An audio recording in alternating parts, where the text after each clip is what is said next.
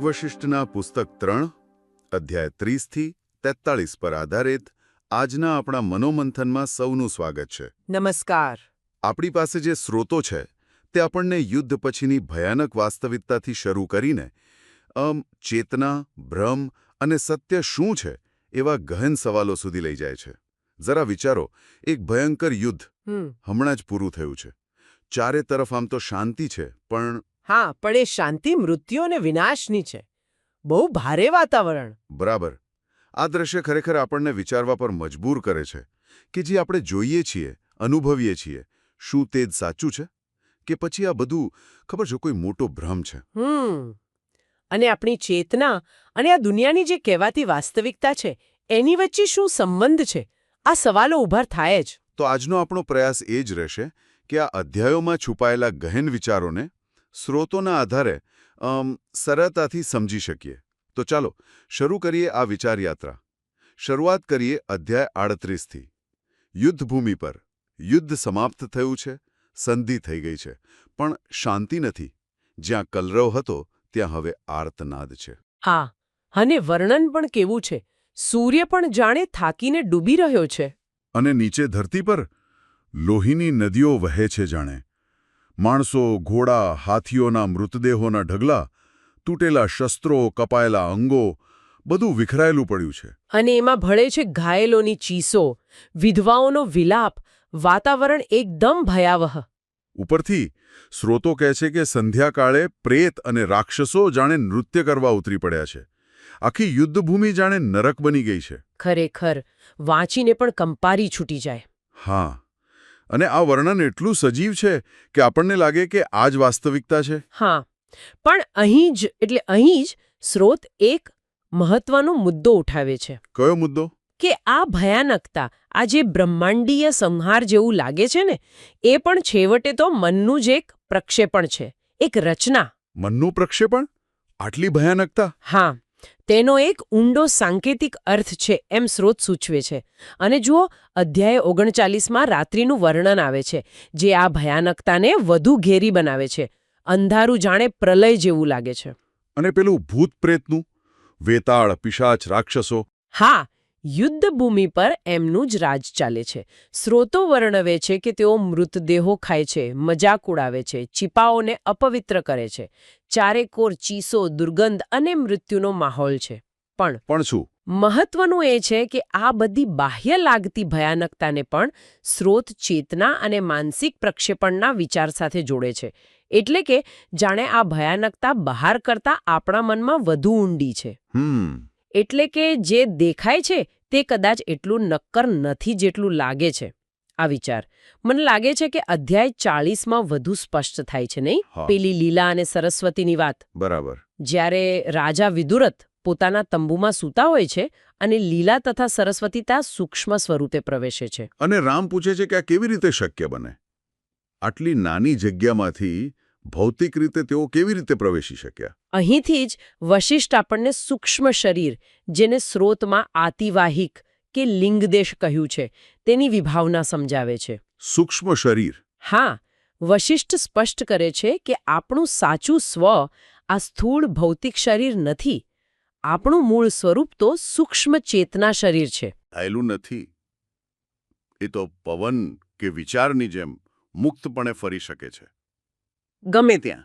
હા, તે કોઈ પણ વસ્તુમાંથી પસાર થઈ શકે છે, કારણ કે તેનું સ્વરૂપ જ શૂન્યતા, બુદ્ધિ અને ઈચ્છા જેવું છે, એમ સ્રોતમાં કહ્યું છે. તે અણુમાં પણ સમાઈ શકે અને બ્રહ્માંડ જેટલું વિશાળ પણ થઈ શકે. તે જગતને અંદર અને બહાર બંને રીતે જોઈ શકે છે. અદ્ભુત. આ ખ્યાલ જ આપણી જે ભૌતિક શરીર સાથેની ઓળખ છે ને, એને પડકારે છે. ચોક્કસ. અને આ જ ખ્યાલ મૃત્યુ અને પુનર્જન્મ સાથે પણ જોડાયેલો છે. કેવી રીતે? વશિષ્ઠ સમજાવે છે કે મૃત્યુ સમયે સ્થૂળ શરીર નાશ પામે છે, પણ આ સૂક્ષ્મ ચેતના શરીર રહે છે. એના પર આપણા કર્મો, સ્મૃતિઓ, ઈચ્છાઓની છાપ એટલે કે સંસ્કાર હોય છે. અચ્છા.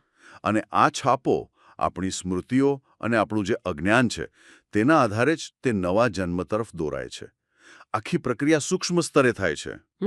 અને વધુ આગળ વધીને વશિષ્ઠ કહે છે કે આ જગત, તેના પદાર્થો, આપણા અનુભવો એ બધું પણ આખરે તો માનસિક પ્રક્ષેપણ જ છે. જાણે બ્રહ્માંડીય મનનો ભ્રમ હોય, સ્વપ્ન જેવો. સ્વપ્ન જેવો. હા, છેવટે તો બધું જ ચેતના જ છે. યુદ્ધભૂમિ પણ, દેવતાઓ પણ, આપણે પોતે પણ. સ્વપ્ન જેવું. આ વિચાર અધ્યાય 41માં વધુ કેન્દ્રમાં આવે છે, જ્યારે લીલા અને સરસ્વતી રાજા વિદુરથ પાસે જાય છે. વિદુરથ તેમને દેવીઓમાંની પૂજા કરે છે, ખરું ને? હા, અને પછી જે થાય છે તે તો કમાલ છે. સરસ્વતી વિદુરથના મસ્તકને સ્પર્શ કરે છે અને તેને પૂર્વજન્મ યાદ આવી જાય છે, રાજા પદ્મ તરીકેનું જીવન. અને એ બિચારો મૂંઝાઈ જાય છે. બરાબર, કે આટલા બધા જન્મો, આટલું બધું જીવન માત્ર એક દિવસ જેવા સમયમાં કેવી રીતે બની શકે? અહીં સરસ્વતી એક મોટો ઘટસ્ફોટ કરે છે. શું કે છે? તે કહે છે કે વિદુરથનું આખું જીવન, એનું રાજ્ય, યુદ્ધો, બધું જ ખરેખર તો પેલા પર્વતીય બ્રાહ્મણના ઘરના મંદિરમાં એક સૂક્ષ્મ અવકાશમાં ઘટી રહ્યું છે. શું વાત છે? ત્યાં, જ્યાં તેણે પૂર્વજન્મમાં સરસ્વતીની પૂજા કરી હતી. એમ જ કહેવાય ને? બરાબર. સરસ્વતી સ્પષ્ટ કહે છે કે આ જગત મનનું જ પ્રક્ષેપણ છે. આપણા આદતી વિચારો, આપણી માન્યતાઓ, આપણો ભ્રમ, એ જ આ જગતને રચે છે અને ટકાવી રાખે છે. એટલે આપણી સ્મૃતિઓ, આપણી ઓળખ, જેને આપણે હું કહીએ છીએ. હા, એ બધું જ માનસિક રચનાઓ છે. સ્વપ્નથી જરાય વધુ સાચું નથી. જેમ નદીના પ્રવાહમાં પાંદડો તણાય, એમ મન એક જીવનમાંથી બીજા જીવનમાં, એક સ્વપ્નમાંથી બીજા સ્વપ્નમાં ભટક્યા કરે છે. પણ જો બધું સ્વપ્ન જેવું જ હોય, તો પછી સત્ય શું?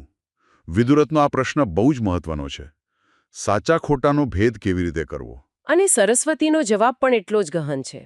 તે કહે છે કે જેઓ શુદ્ધ જાગૃતિમાં સ્થિત છે, જેઓ પોતાની ચેતનાના મૂળ સ્વરૂપને ઓળખે છે, ફક્ત તેઓ જ આ જગતને મિથ્યા, એટલે કે આખરી સત્ય નહીં તરીકે જોઈ શકે છે. જેમ દોરડાને સાપ સમજીએ? બરાબર.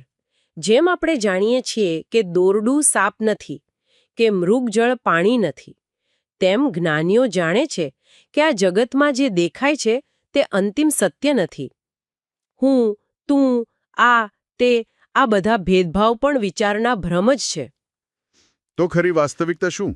શુદ્ધ ભેદરહિત ચેતના, જે આ બધા જન્મ મૃત્યુ અને જગતના ભ્રમોથી પર છે, અસ્પૃશ્ય. અધ્યાય 42માં વશિષ્ઠ આ સ્વપ્નની ફિલોસોફીને હજુ આગળ લઈ જાય છે નહીં. એમ કહે છે કે આ જાગૃત અવસ્થાનું જગત પણ રાત્રે આવતા સ્વપ્ન જેવું જ છે. હા, ફરક એટલો જ કે આપણે આને સાચું માની બેઠા છીએ. અને રામ પૂછે છે કે આ સ્વપ્નો આટલા વાસ્તવિક કેમ લાગે છે? એનો શું જવાબ આપે છે વશિષ્ઠ? વશિષ્ઠ સમજાવે છે કે જેમ સૃષ્ટિની શરૂઆતમાં બ્રહ્માએ કલ્પનાથી સર્જન કર્યું, તેમ દરેક જીવ, દરેક ચેતના પોતાની વાસ્તવિકતાનું જાણે સ્વપ્ન જુએ છે અને તેને સાચું માની લે છે. એટલે દિવસનું સ્વપ્ન અને રાતનું સ્વપ્ન. હા, આપણું જાગૃત જીવન, દિવસનું સ્વપ્ન અને રાત્રિના સ્વપ્નો બંને એક મોટા, સાર્વત્રિક ચેતનાના સ્વપ્નની અંદરના જ ભ્રમ છે. આ સાંભળીને વિદુરથને જ્ઞાન થાય છે અને તે નમ્રતાથી પોતાની પૂર્વજન્મની પત્ની એટલે કે લીલા સાથે ફરી મળવાની ઈચ્છા વ્યક્ત કરે છે. અને સરસ્વતી તેને આશીર્વાદ આપે છે. બરાબર. અને પછી આવે છે અધ્યાય 43, જે ફરી આપણને પેલી ભયાનક વાસ્તવિકતા તરફ લઈ જાય છે. સરસ્વતી વિદુરથને તેના યુદ્ધમાં થનારા મૃત્યુ વિશે જણાવે છે. અને પછી અચાનક જ અચાનક જ સમાચાર આવે છે કે દુશ્મનોએ હુમલો કર્યો છે અને આખું શહેર આગમાં લપેટાઈ ગયું છે. સ્ત્રોતોમાં આ સળગતા શહેરનું વર્ણન ખૂબ ભયાવહ છે. લોકો મરી રહ્યા છે, ઇમારતો તૂટી રહી છે, ચારેકોર હાહાકાર છે, જાણે પ્રલય થયો હોય. ખરેખર. પણ આ સળગતું શહેર માત્ર એક ઘટના નથી, પણ એક શક્તિશાળી પ્રતીક છે. પ્રતીક શેનું? સ્ત્રોતો અને નોંધો અનુસાર તે મુખ્યત્વે આપણી ભૌતિક જગત સાથેની જે આસક્તિ છે ને, એ કેટલી નિરર્થક છે તે દર્શાવે છે. તે આપણા અહંકારના, હું નિયંત્રણમાં છું એવા ભ્રમના પતનનું પ્રતીક છે. અચ્છા, એટલે કે આપણું જે બધું મારું છે એ બધું નાશવંત છે. હા, નોંધોમાં સ્પષ્ટ લખ્યું છે કે આ અહંકારના નિયંત્રણ અને સ્થિરતાના ભ્રમના પતનનું પ્રતીક છે.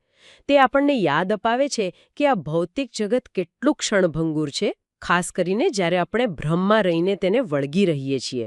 પણ અહીં એક મોટો સવાલ ઊભો થાય છે.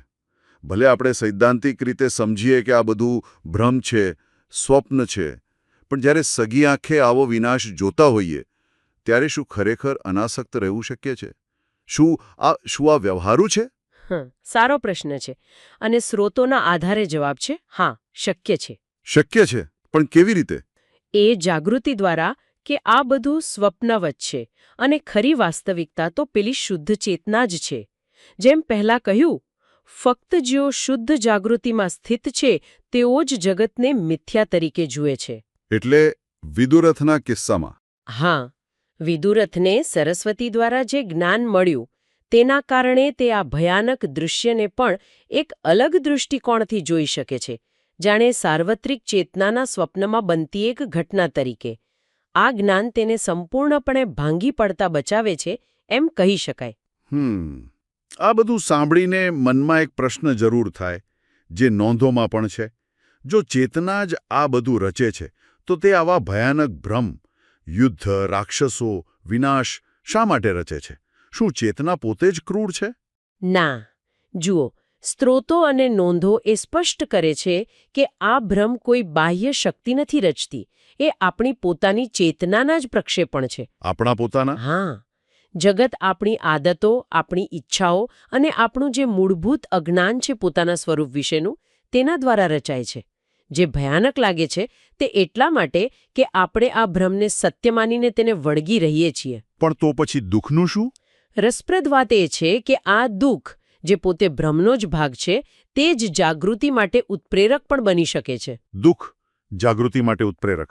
એ કઈ રીતે? કારણ કે દુઃખ આપણને જગતની અનિત્યતાનો અહેસાસ કરાવે છે. એ આપણને હચમચાવી નાખે છે. તે આપણા અહંકારના કિલ્લાને તોડી પાડે છે. જેમ સળગતું શહેર વિદુરથના અહંકાર અને નિયંત્રણના ભ્રમને તોડે છે. નોંધોમાં કહ્યું છે તેમ, સાચી જાગૃતિ એ અલગતાના અહંકારી સ્વપ્નનું વિસર્જન છે. જ્યારે આપણને દુઃખ થાય છે ત્યારે કદાચ આપણે પહેલીવાર એ સવાલ પૂછીએ છીએ કે આ બધું શા માટે?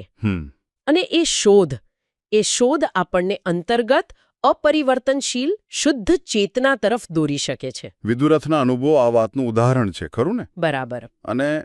અને આ હું કોણ છે જે આ બધા જન્મ, મૃત્યુ, સુખ, દુઃખ, સ્વપ્નો અનુભવે છે? જો આપણી ઓળખ પણ એક ભ્રમ હોય તો પછી આ બધું કોને થઈ રહ્યું છે?